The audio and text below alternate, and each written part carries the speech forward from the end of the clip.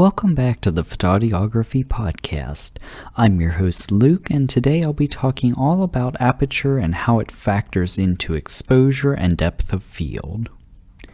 So aperture is an adjustment made on a camera's lens that opens or closes the opening of light going into the camera's sensor. Certain lenses have different aperture ranges, and the larger the opening on the lens, or the larger the aperture opening, the more light is allowed into the camera. The lower an aperture number, the larger the opening, and the higher the aperture number, the smaller the opening. An important rule of thumb to remember with aperture is that less is more. Lower aperture numbers allows more light into the camera's sensor. Aperture size is measured in what are called f-stops. F-stops are normally fractional, shown as the letter F in front of a number such as f2.8, f8, or f22. To give you a little background on why these numbers are what they are, an f-stop is a measure of the ratio of the focal length of the lens to the size of the aperture. Because apertures are circular, the math from the ratio can often result in fractional numbers.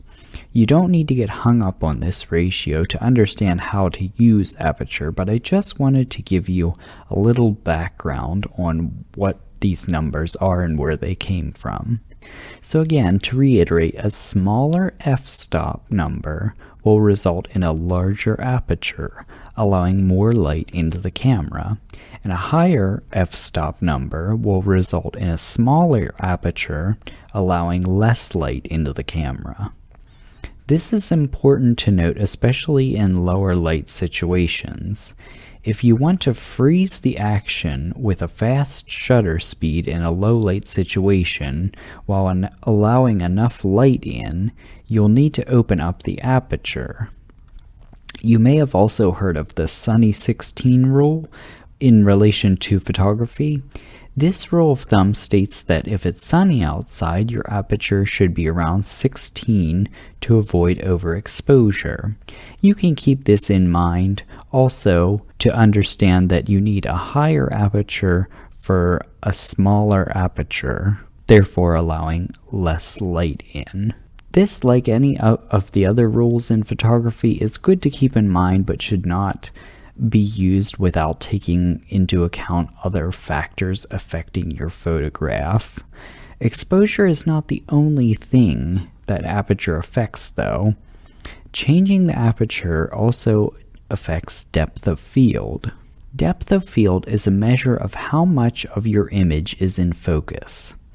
There are often times when you want your subject to be in focus but the background or the foreground to be blurred out. For this, you will need a larger aperture or smaller f-stop numbers such as 2.8 or 1.4. If you're shooting something like a landscape where you want a wide range of your image to be in focus, you'll want to have a smaller aperture or higher f-stop number, such as f11 or f22. Often different lenses will have a sweet spot where a certain aperture range is where the images are most sharp. The only way to find this out is to experiment and look at images taken with the same lens and the same settings with different apertures. This is not something you really need to worry about, but it's something to keep in mind. If your lens allows you to open up the aperture to 2.8, and at 2.8 you find that you don't think your images look super sharp, it may be because the lens's sweet spot is not really at 2.8. Depending on what effect you're looking for, you can adjust your aperture and shutter speed to properly expose an image.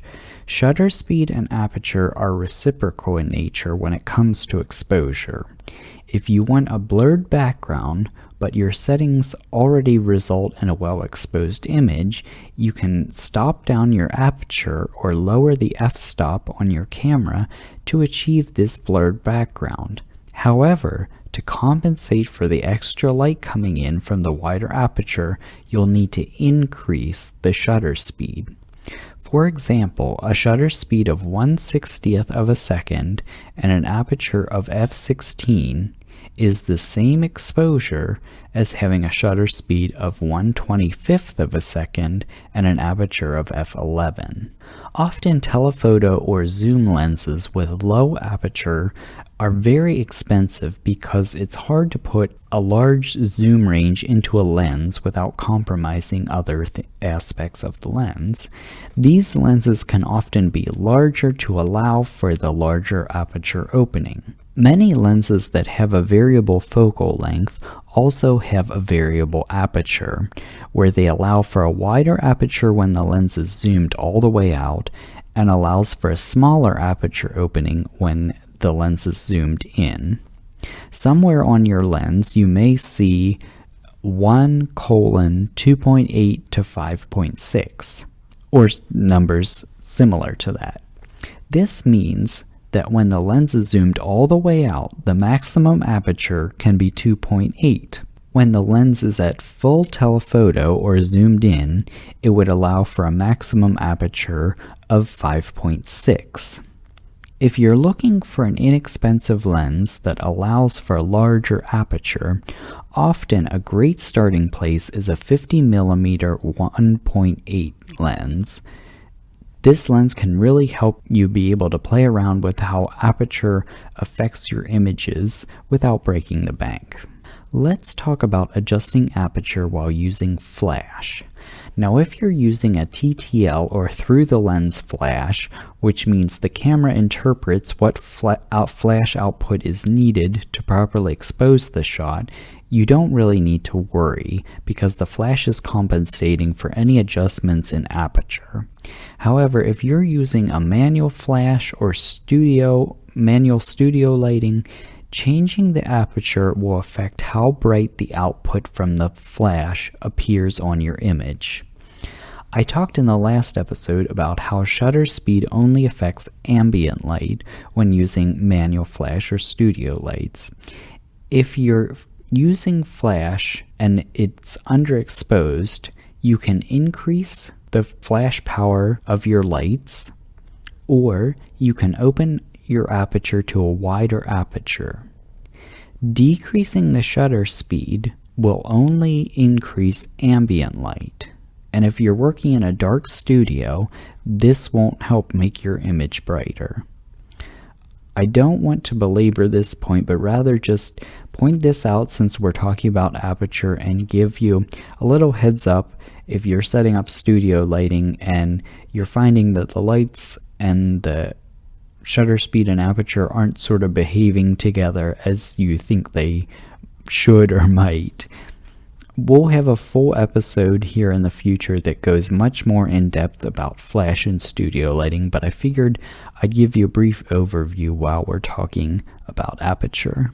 This is a good point to mention that having a camera that is able to have interchangeable lenses, such as a mirrorless interchangeable lens camera or a DSLR, allows for different lenses to be put on the camera. And if you're buying a camera and it comes with a couple lenses with the kit, they might not be able to open up to very wide apertures. Maybe 3.5 is the widest the lens might be able to open up. But like I say, a relatively inexpensive lens that opens up to a pretty wide aperture is a 50mm f1.8.